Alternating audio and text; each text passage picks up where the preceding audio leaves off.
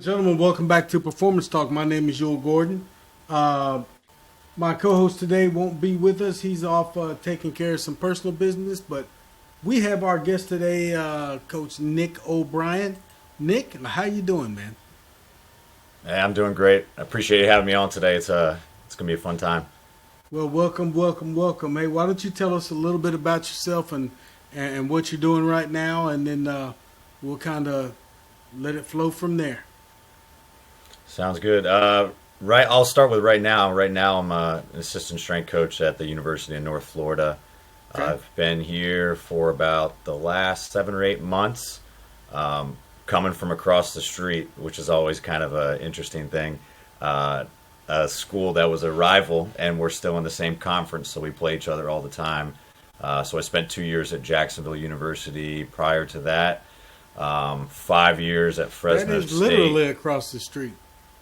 Oh yeah, it actually kind of made my commute a little bit easier, I think. Okay. It's not too shabby, but definitely an interesting situation for anybody that's ever gone and stayed in the same place, like same location, but gone to a different place, a different school. Yeah, so 5 years at Fresno State before that, and then I was a graduate assistant, or I was at Loyola University for 2.5 years in Maryland, and then a graduate assistant at Salisbury University, where I played and went to my undergrad and master's program there, and then just kind of sporadic 5 different internships kind of sprinkled along the way. So I was at Georgetown at one point, San Diego State, Loyola, Salisbury, and American University, and just been kind of coaching ever since undergrad. About 2008 when I got started. 2009 I started working with programs and been coaching ever since. It's been fun. Well, I tell you what, man. It sounds like you've taken the track that a lot of people have taken with the internship. So I'm gonna start off with my first question right there. And how do you feel about the path in our profession to coaching? What it seems like to me is that the internship is a critical step, and then just kind of get into that path and the internship and how you feel about that. Yeah, I know it's kind of a little bit different now, it seems like, with some of the coaches that are coming up, and I don't want to kind of put them all together and lump them into like, oh, well, back in the day, like this is what you did. But Oh, I got some back do in the see day stories for importance. you now.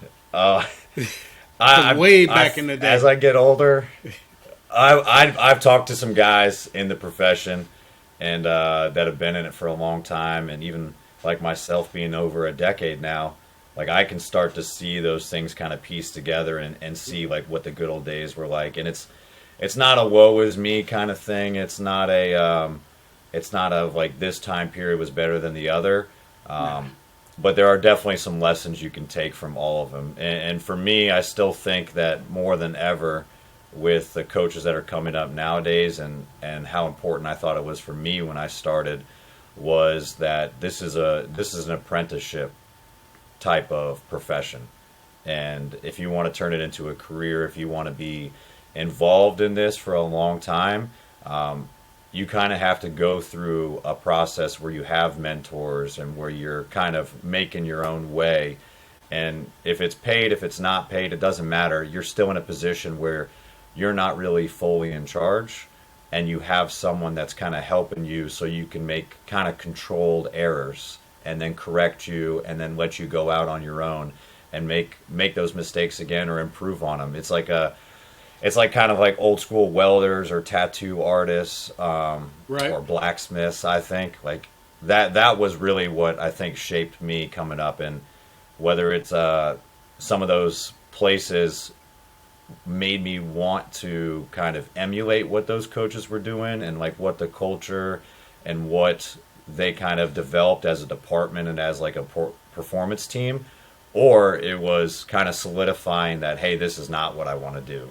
Like maybe if I have the chance to kind of lead a team or lead a program, I probably won't take this avenue because I'm seeing it like, because I'm experiencing it together, like in that Right. moment. So those were pivotal to me, even if they were kind of short stints for a couple of them, or if I was there for 40, 50 hours a week, just kind of commuting or doing whatever crazy stuff I had to do, because I got some weird stories of that, but I've heard some even crazier ones from guys from before that. So, no, it was pivotal. It was super helpful for me. And I wouldn't trade all those times that I had with all those different schools and those mentors and coaches, because it definitely has given me a lot of experience and background that I can utilize now today.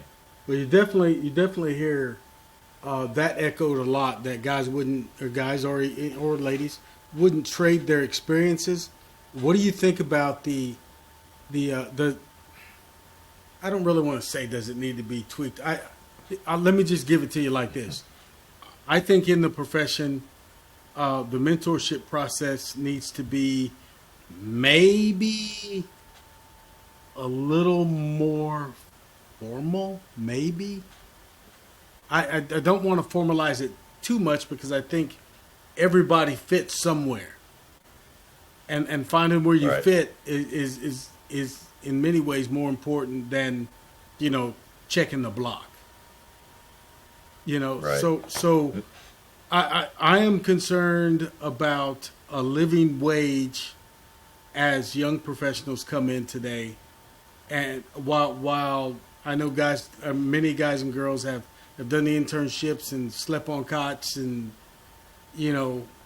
those kind of things, but I want the profession to thrive and survive, and I think if we don't get to the living wage part, to where you can at least afford to rent an apartment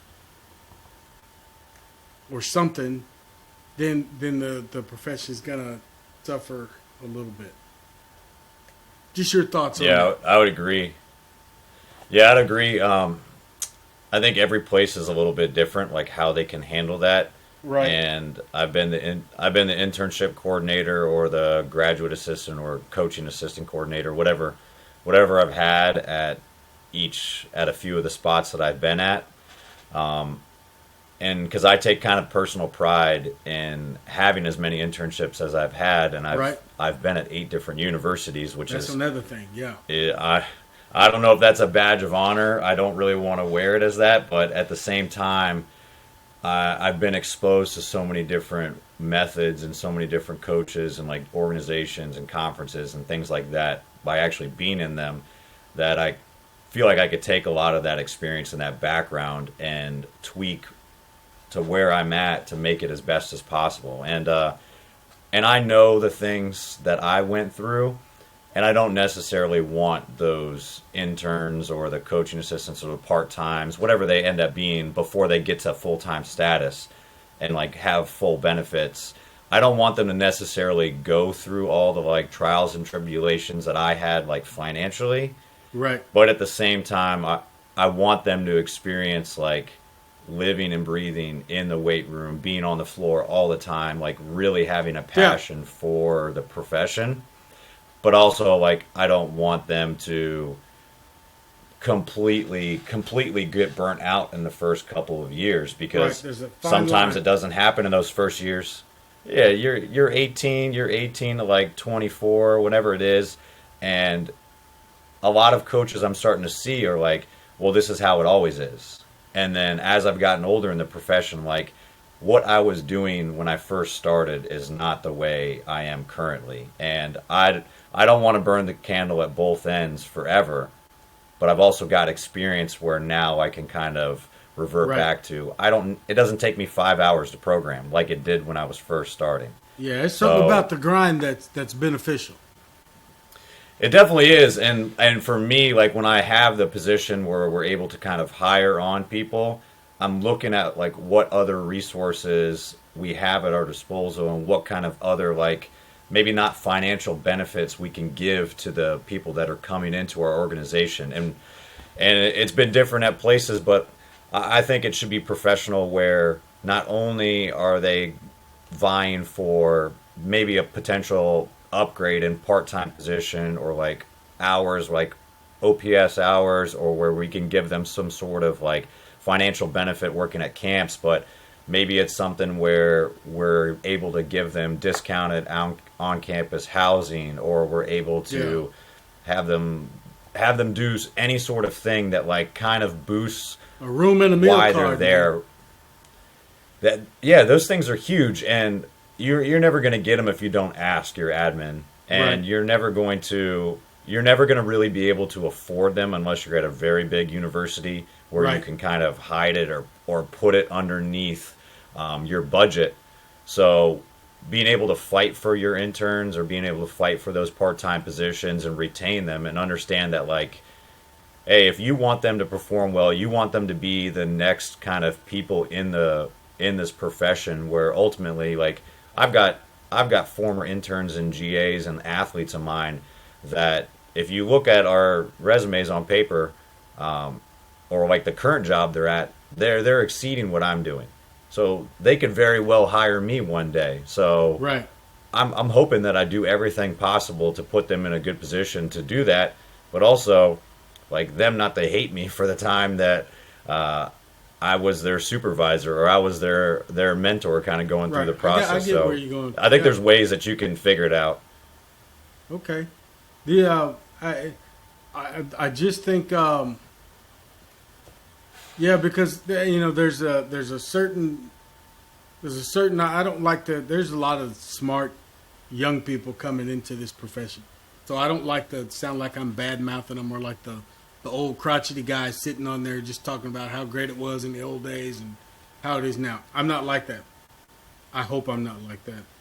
There's a lot of really smart, really talented young professionals coming into the field. Now you're an old guy. You're right in the you're what we call a vet. You're a veteran. So you're not old or decrepit or broke down like me, but you're no longer the young guy. So you're showing them, they're walking in, and you're saying, okay, youngster, come this way. But that's a good thing. We'll talk about where you are here in a second. But the young kids coming in now, while they're very, very intelligent, and they're bringing a lot to the game in the way of data science and sports science and stuff like that, I fear that patience is not one of the fortes.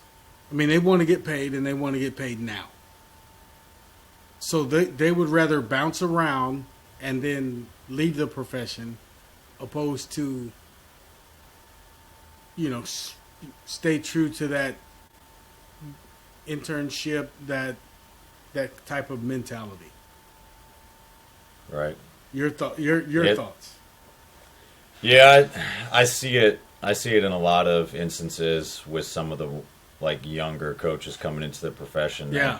I put it on us for a lot of it too, with kind of how we promote some of those positions and how we kind of target it.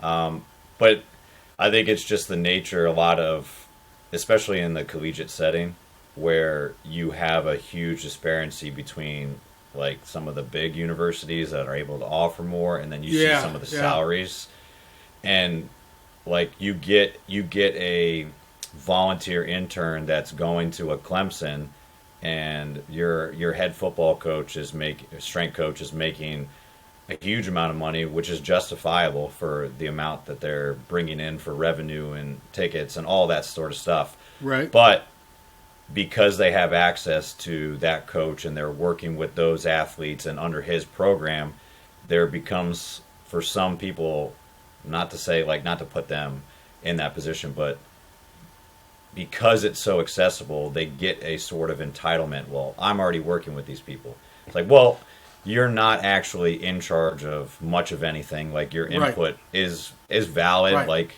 You get the rub off. Utilize you. Yeah, and you get some people they'll ride that high of the logo, and like they'll be able to get in positions, and maybe that gets their foot in the door, but really it's like what you know will keep you in that position. And I think I think in patience too, like not just on the side of these young coaches, but patience on the sides of some of these administrators and these people that are bringing some of the and hiring some of these kids for the jobs too, because they're seeing the rub off, like you said, and they're thinking that they can implement the system from a big place that they're coming right away, even though that's the mistake I see a lot with administrators and directors and stuff like that. Well, we're going to hire Susie because she came from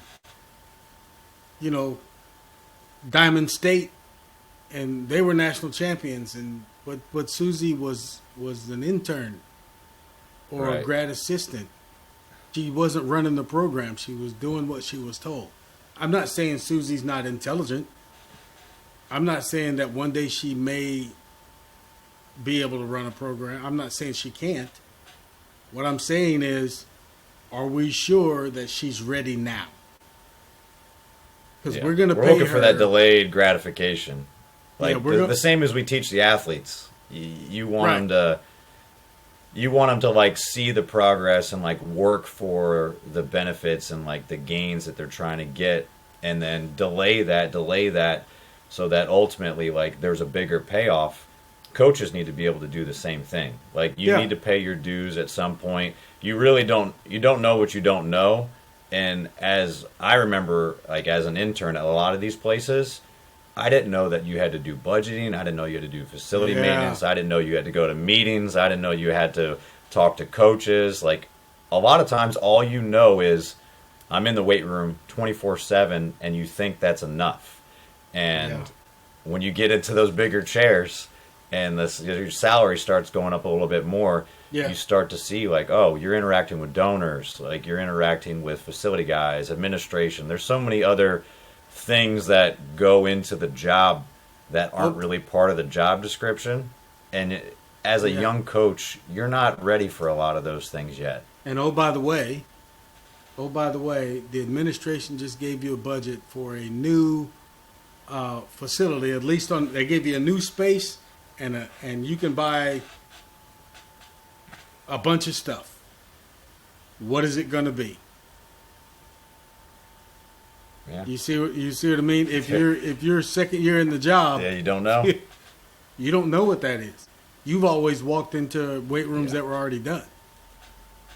So, the differences between. Well, let's talk about that a little bit. The levels there's levels at the collegiate level, and we know everybody's heard of Power 5, but then there's also. You go all the way down to Division III and NAIA schools, and now kids that go to those schools are expecting them to have, facilities just as good. Maybe not as big, but just as good. So how do you reconcile your duties and responsibilities in the weight room with things that are not weight room related? How do you learn that? How do you come up with, these are the things I need to know? We know experience, but from your perspective. Yeah, I think it's kind of the same as coaching. Like time on the floor is what's really going to help you, and like improving your network and talking to other coaches is definitely going to help you avoid some of those mistakes. In the early run, you're maybe not avoid all of them, but also like kind of prepare you ahead of time for some of the pitfalls that might come your way, especially when you're in a director role and you're doing things that have never been done at your university, or you're trying to add staff, or you're going through a conference change, stuff like that, where they're like one-offs that a lot of people may go through their whole career and never experience. I'm sure there's enough coaches like in the profession, like maybe if you get 20 plus years in it, you'll go through a weight room renovation. But a lot of young coaches have never done it. A lot of people I've talked to have never gone through conference alignment. I've talked to coaches that have bumped up from NAIA or D3 and their school's gone through a transition to like Division 2 or Division 1. Right. So if you're going through some of those things, like it's worthwhile to talk to other coaches about like, hey, how was your experience? How can I avoid some of those things?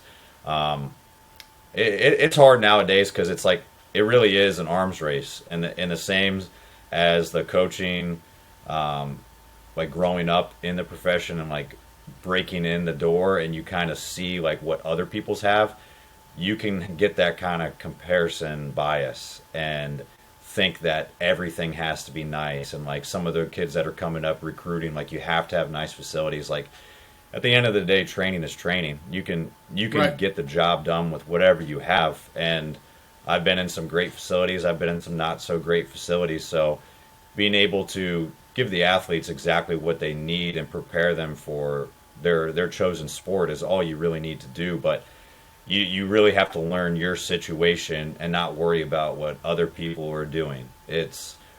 Context is key in this profession, and whether it comes to training or your own specific situation. I could talk to a coach like in our conference and ask them how they get the job done or how they get more money or how they work with their interns. But if I talk to Lipscomb in like Nashville, they might have the same situations as us because it's a bigger city. They might be able to draw more like potential help in. But if I talk to someone like at Austin, PA, or if I talk to another coach like in the conference where they're kind of in the middle of nowhere, like I was when I was Right. at Fresno State, it's harder to draw people in and like Right. retain them versus when you're in a city. So context and how you kind of handle your own personal situation is super helpful, but reaching out to coaches and figuring out how they've dealt with the situation and mold it to fit you versus just take their model and try to implement it where you're at. I think that's the key to kind of avoiding big faults and then kind of getting up to date with all the information you need to that goes outside of the X's and O's of just training. Okay. All right, but let's go ahead and transition to just training, but training in respect to how you actually talk to athletes and potential athletes and get them to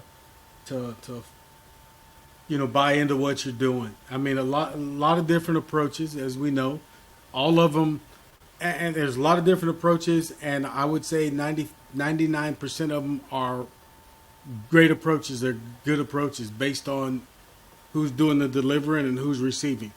How do you do it? How do you explain your approach to a potential athlete, an athlete that's there, trying to get better, et cetera, et cetera? Yeah, I think it depends. It's one of those it depends ones, Right. Because you're different teams have different cultures. Like different teams, like when you step into either a new program, a new university, or like start working with a different team. Like if you've been at a university, you kind of get that thrown upon you. They're gonna have biases from their last coach or the situation or what the head coach, like the head sport coach, deems as important. Right. And that's one of the big things that I look up before I even like start working with the athletes is like what are the coaches, like the head sport coaches' expectations, like what do they want to get out of the weight room, and like what does my responsibility look like? Like do I need to be like the punisher, like the authoritarian person? Like am I handling all that stuff? Right. Do they not even care about the weight room?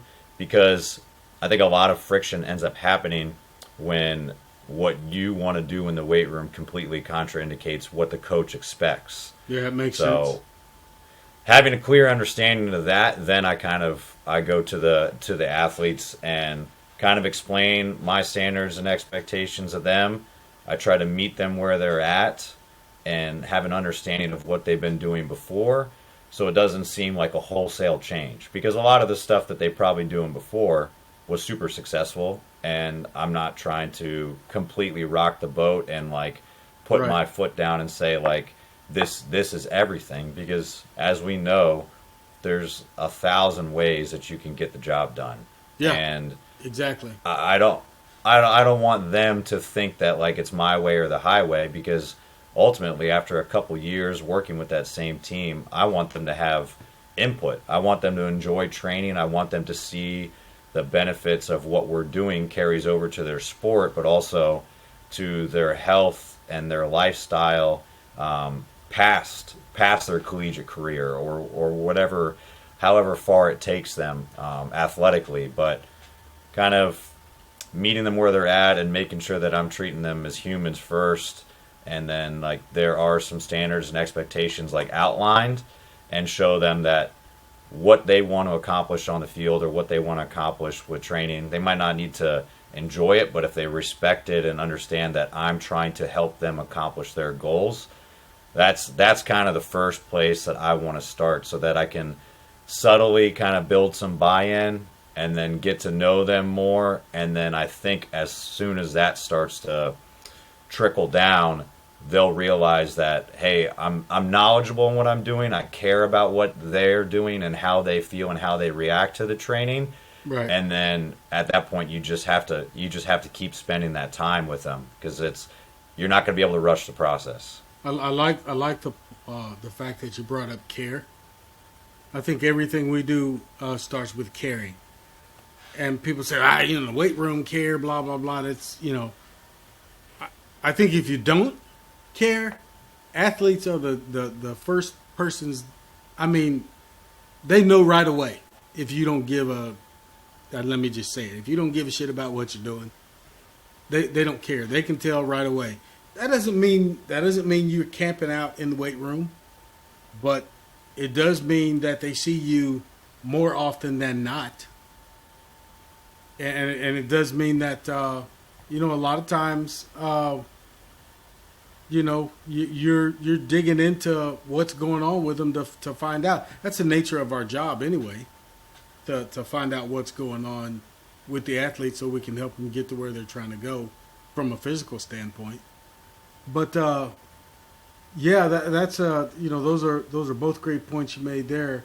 The next part of that I would talk about would be once you care and you got their buy-in, and now you want to show them, the buy-in is critical to them getting results, but the results are what you want to see.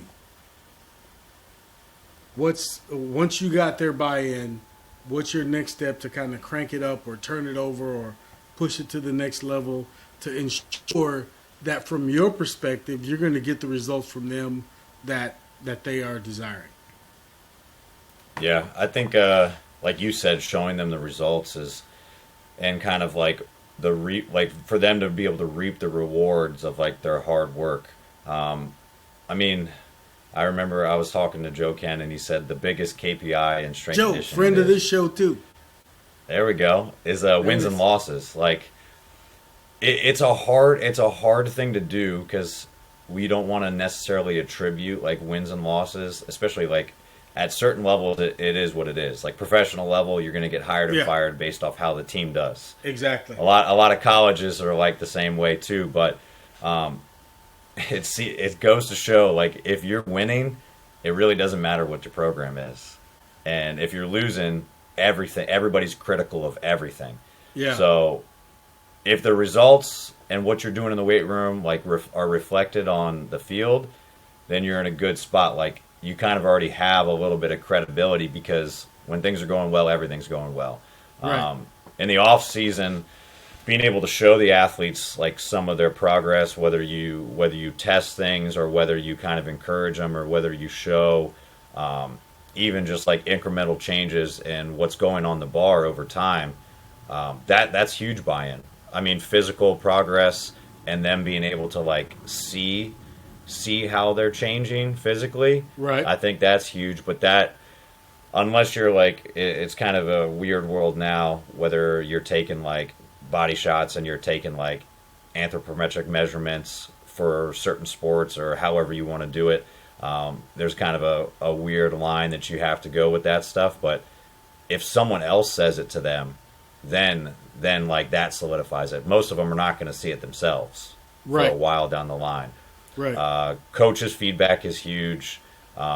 Obviously, like injury stats and things like that are super helpful. But I really think it comes from the coaches and the encouragement you give them, and the motivation that comes along with them understanding that, hey, a small change, a small benefit congratulate them, or like even rewarding or awarding, like, hey, the hardest worker of the week, having a competition at the end of the week, and then like kind of getting them fired up a little bit outside of their comfort zone. Like those things, I think, translate over to results when you don't necessarily always have to be chasing like a 1 rep max or a faster time, because right, those are hard as to much come as by. possible, I want to. Though they are, and the double Or edged say sword with some of that is harder too. to come by. Put it that way. That's true.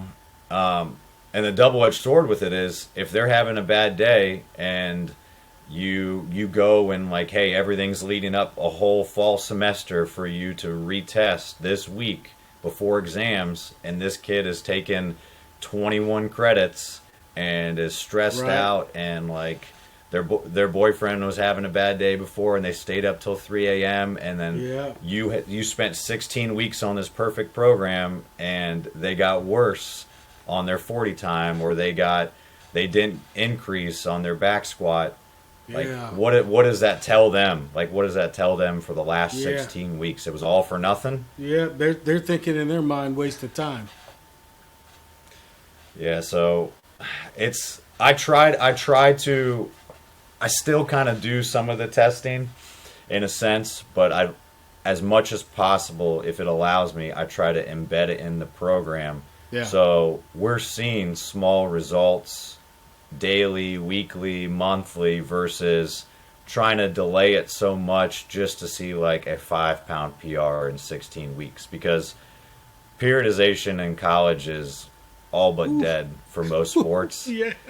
How can you And do it, man?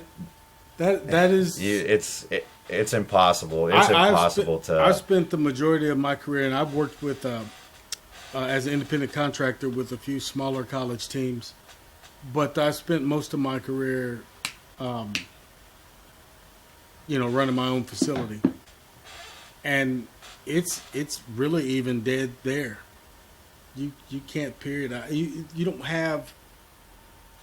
With year-round sports in a lot of the sports, like baseball and soccer and even lacrosse and sports like that, with a summer with a spring and fall, or a summer and winter schedule, basketball, you're always in season or preseason. Right. So I've gone to just that. It's off season, preseason, in season, postseason. Not meaning postseason games, but right after whatever Right. season it is over. That's how I cycle now. There may be some periodization, a little bit in those areas, but traditional periodization, maybe I'm not smart enough. Maybe other guys do it better than me, but I found it was just, I was like, man, we're always starting at this point or that point, and we don't get to where we want to go. So what do we got to change? Right. Yeah, it's I think the only time it seems like, depending on what sport you get, the only time you could ever actually do like solid periodization where there's not really high levels of conflicting variables is often the postseason, and that's the one Right. time I don't want to do anything. Right. Because we just finished a Right. condensed season, and in college, like, most of the time you're not only are you in your competitive season, but you're also like within school, and there's so many other conflicting variables that are Yeah. happening. Like, I don't want them to play their sport. I don't want them to like train. I want them to kind of recharge and do something different, cross train, go Yeah. learn how to swim if you're a soccer player, like go bike riding if you're a lacrosse player, like get off the ice if you play hockey, like Yeah. go yeah, be exactly. an athlete in a different venture. I think that gets lost, and it's hard because a lot of bigger places like start to treat it year round, because Yeah. they think that you can accelerate your development if you're always doing it. But I've always seen a benefit from taking a step back I agree. and I agree doing with you. something different, because it only adds more factors to when you come back to it, and you mentally you're attuned to it, and you really want to, like, you're kind of chomping at the bit to get back to what you want to do. I'm completely in agreement with what you just said, and the first part of that was, in reference to the year round being maybe being detrimental, and me, I just look at the youth sport model of today, where those kids are playing one sport 2 or 3 seasons a year, and it's year round. I mean, I just heard of fall baseball, and I'm like, what? Summer baseball? You don't take a break in, go play something else even, Just too much of anything is never good, and that goes for competing all the time. I had a coach that used to tell me, he said, competition is great. Competition is outstanding till it's not. And I didn't understand him for a long time. And then when I finally realized what he was saying is you can't be in that mode all the time. When do you have time to get better? When do you have time to get physically, resuscitated? Right. And mentally and all those things. And the higher level you go and play, the more I think you need that time, and it's not a year-round endeavor. The closest I think we have to it right now is the sport of football, to where they have a distinctive off season. I understand what they try to do with OTAs and all that kind of stuff, but there's a period where there's a postseason, and then there's an off season. And then they got a preseason. It's shorter now, but they got a preseason and they're in season. And it seems to work. Whereas basketball, baseball, hockey, sports like that, soccer, they're 9 months a year almost. And I'm thinking to myself, when do these guys recover? That's why you get, my opinion only, might make some people mad, but that's why you get shit basketball in September, October, and November in the NBA. Before those guys are pretty smart. They're not going to give you everything they got right now. They're going to give you enough, and they're going to be professional about it. But it's hard to just be 100% everything on the floor all the time for 9 months. And you Some still got to go to gamesmanship. practice. Yep, and you still got to go to practice. Oh yeah. So No. So when we're let's jump to the whole next part of this podcast. What's next for you? Maybe we know that you're kind of in your next right now, but just maybe looking ahead a little bit. What would you like to be next for you? Put it that way. Whether it's in the same spot or somewhere different. Yeah, I mean, for me, it's just it's kind of making the most of where I'm at. I've always tried to do that for every spot I've been fortunate to coach at. Personally, it's I'm trying to juggle. I'm juggling so many different things. I'm just making sure that I can keep all those plates in the air at the same time. I got you.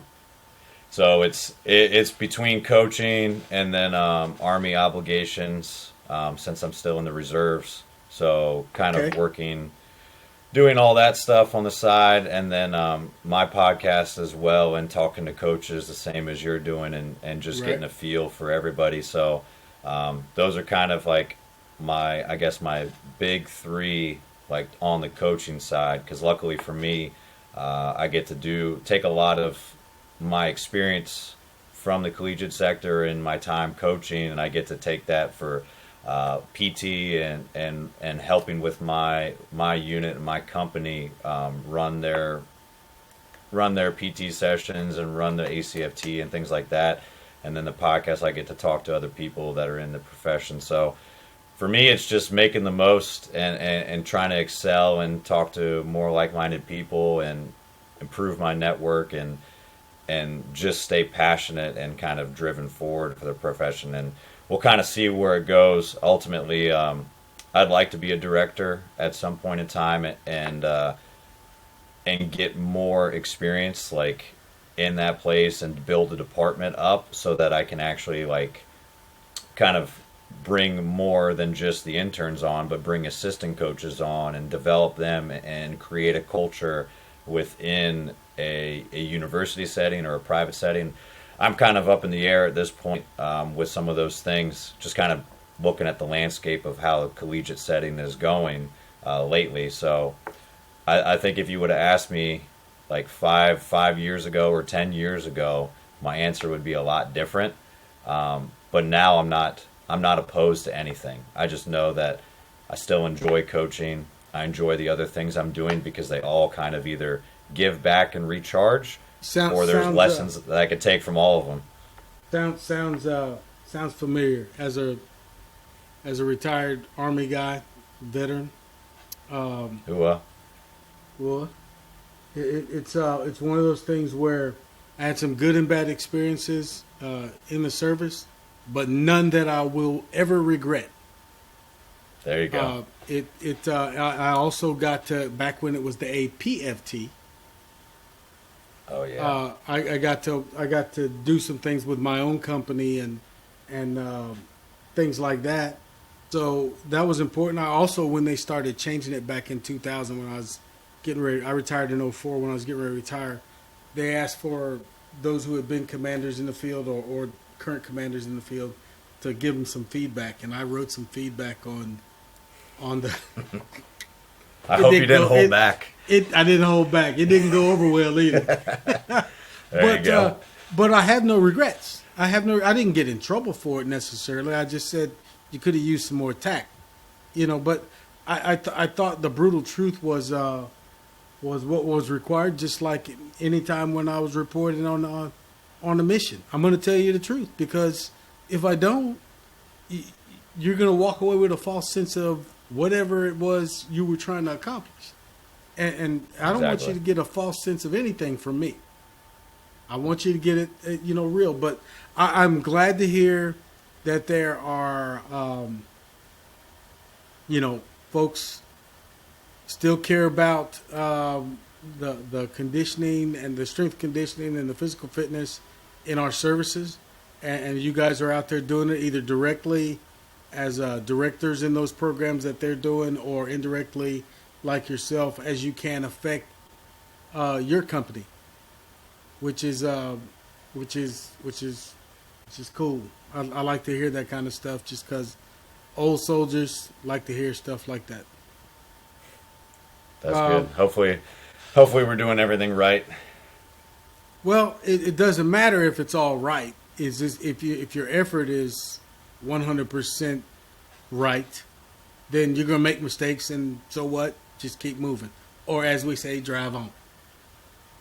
There we go. The next question that I have is, if you had to choose one athlete, not by name but by sport and position, that, given the opportunity to excel at any other sport, could or would,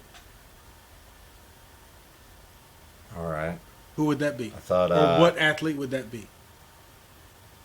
It might be a little bit biased since I played college lacrosse, so Okay. I'm thinking a midfielder, maybe a two-way midfielder, or to give the rest of my short stick D middies a kind of look and some kudos, probably a short stick defenseman midfielder, because I think those guys can play both ways. Okay. They've got really good hand-eye skills. Most of them, if you start looking at some of the guys in the PLL, like in the professional leagues, they're big guys. They're not. I was going to say 6 foot, 6'2". I was going to say they're not tiny. Yeah, those no, guys not anymore.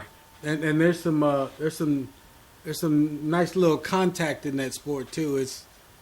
While it's deemed not to be a contact sport, I don't think y'all took that seriously. You know, Yeah, it's they're trying to limit what's going on, but you know what? I've always been a proponent that if it's a good hit, it's going to get flagged anyway. So you know what? might as well make it a good I'm one. going. I'm always going. Yeah, might as well make it a good one. And I'm always a proponent for man ball first. So like Okay. even if I don't see the ball, like it's Even, close enough. oh man. Okay, you a competitor after my own heart though. Let's not whine over the small taps. Let's just keep rolling. The Oh yeah. So you go a lacrosse midfielder. You would be happy to know that you're the third person that said lacrosse defenseman or midfielder. Okay.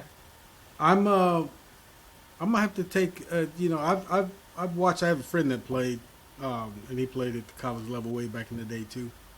But I'm gonna have to take another look at the sport and see what's going on. And sometimes you don't get to like that and rugby or rugby sevens.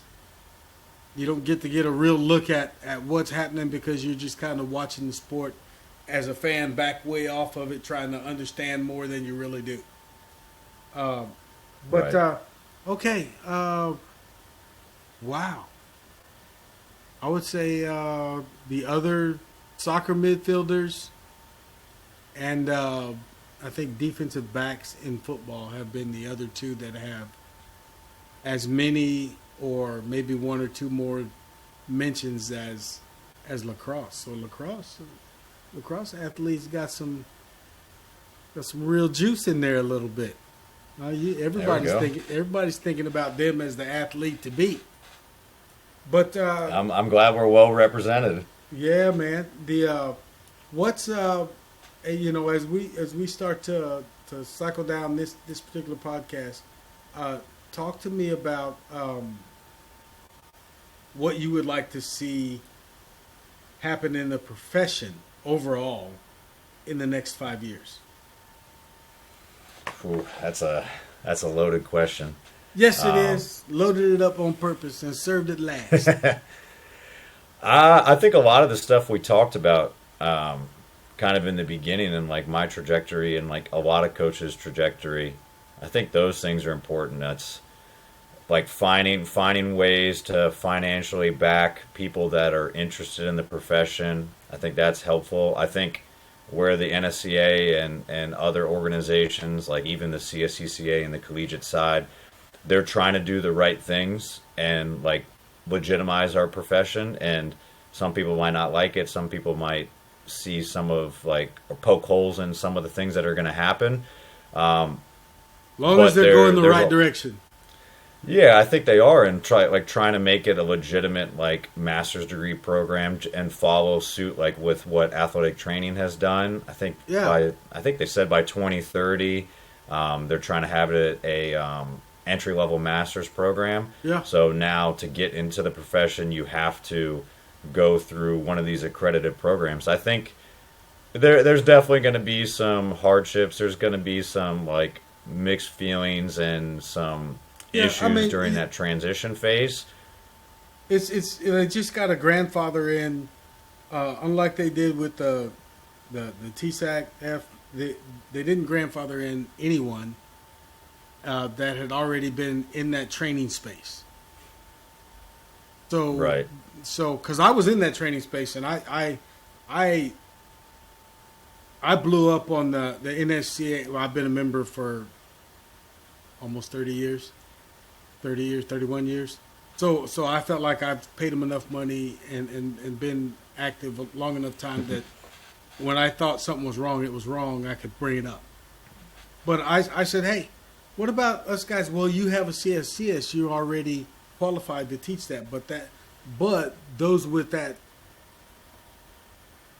offering those jobs right now, they don't know that. They don't know that the CSCS is considered a higher certification than the one that they're calling for.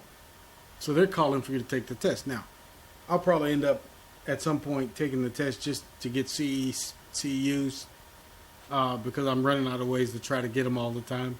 So I'm looking for something new.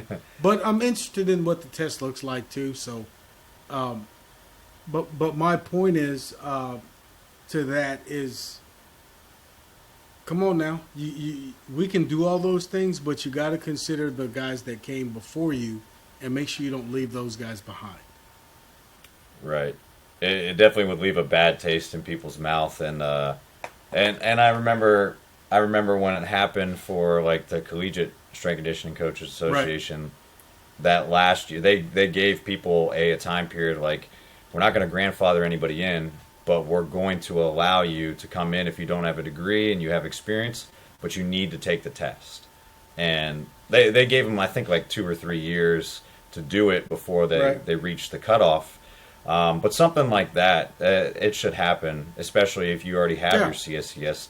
Don't say that trumps the TSAC, because there are people that are hiring that, the same as everything else, don't know what some of these acronyms are, don't know when you're going to gain experience at a Division I school, that it is equivalent to working at other places. They're not one for one, but that's probably a big of the problem with admin. They just don't understand. They don't know experience as much as someone else who is actually in an equal position or has previously served in that position to hire you. So, yeah, I think legitimizing the profession and more people, especially in college or high schools that have coaching experience, that are getting to these elevated jobs in administration, that only helps everybody, because then it shows someone that had previous experience knows what the support staff is doing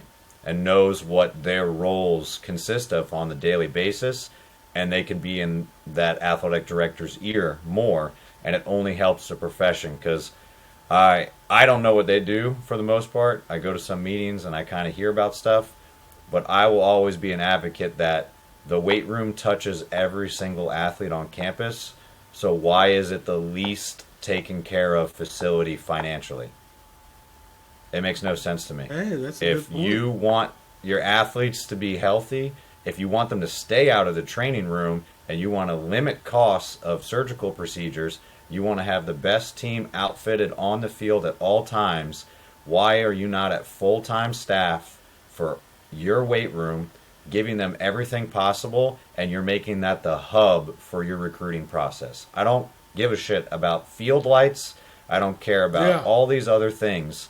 If those athletes don't feel like they're taken care of and they can do their job properly, and that's to perform at the best of their abilities, you're doing a disservice to every single thing, and you're majoring in a minor. Yes, and sometimes that's given me the staff and equipment so that I can. I'm not necessarily asking you, for a new $1 million upgrade to my weight room. I'm saying give me the staff and equipment so I can keep a clean, well-maintained, well-ran, organization in here, so that when you bring a new athlete in, they're not just peeking in the door and going wherever's next, down to the training room or whatever. Exactly. And that stuff, all those things permeate. If you have a well-structured program and you're organized, the weight room looks good, and you teach those athletes discipline and accountability, all the things that we naturally do that aren't just the old school meathead, you're not just the weight coach.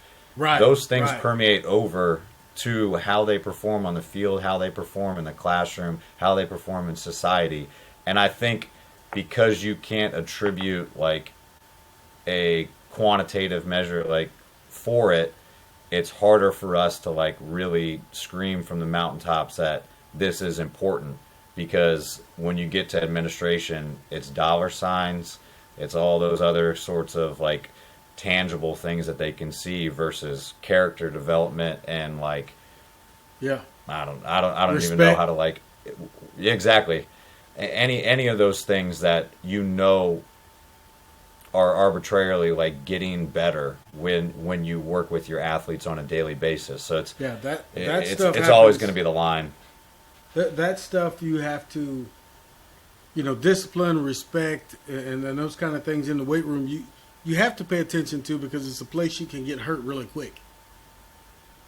I mean, if you don't have discipline and you don't respect the fact that, hey, this guy's moving 315 pounds, we need to make sure we're paying attention, stay out of the way, make sure he's well spotted, safety, those kind of things. You know all this. I'm saying it for our listeners who probably know all this too, but for maybe that one or two administrators who don't, understand that as Coach O'Brien has said here, your weight room is going to be the place that touches your athlete almost as much as the classroom, maybe more than the classroom. So you might want to spend a little, put a little bit of emphasis on it and how it, at least how it operates. Yeah, no All right. doubt. All right, man. Listen, I could probably start 9 more subjects and talk another hour and a half, but I'm not going to do it because if I don't stop right now or start, slowing down right now, then the production people will be mad at me and they'll yell at me like I won't say anything, but they'll yell at me. I don't want anybody yelling at me. Listen. No worries. It's been great. It's been great having you on. I appreciate your time. We're going to check in with you from time to time. You might just see a note from me that says, hey, what's up? How you been? That's all I'm asking.